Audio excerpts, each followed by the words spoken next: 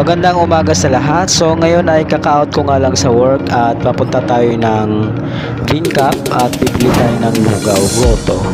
Dahil minsan ko lang natikman yung lugaw nila at talagang masarap. Naalala ko kasi dati nung kumain kami buong team. Yun. Kaya gusto kong balikan dahil masarap talaga at talagang hindi na ako nakapunta uli at medyo matagal-tagal na din. So, malapit lang naman to sa main gate. Bali, sa unahan lang to ng 7-Eleven sa may bandang Astro. Ayan. So, malapit din to sa may tawiran papuntang Mabalacat City, paradahan ng jeep. And so, sa tingin ko yung iba alam na to at maraming kumakain talaga dito.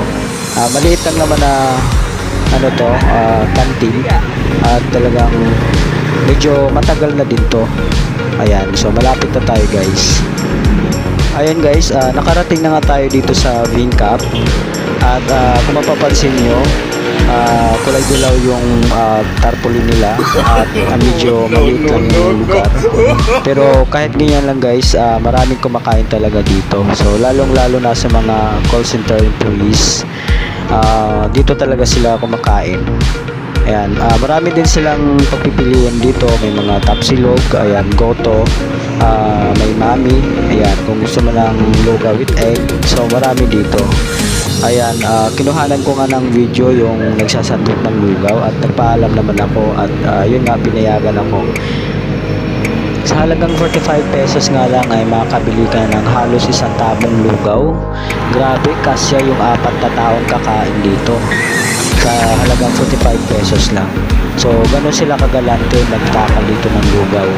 Talagang bagay na bagay ito sa mga magkakagrupong pupunta dito o kaya buong team. Kapag kayo ay nagkatrabaho dito malapit sa main gate o kaya sa park, pwede kayong dumalaw dito, buong magbabarkada o kaya magkakaibigan. Ayan.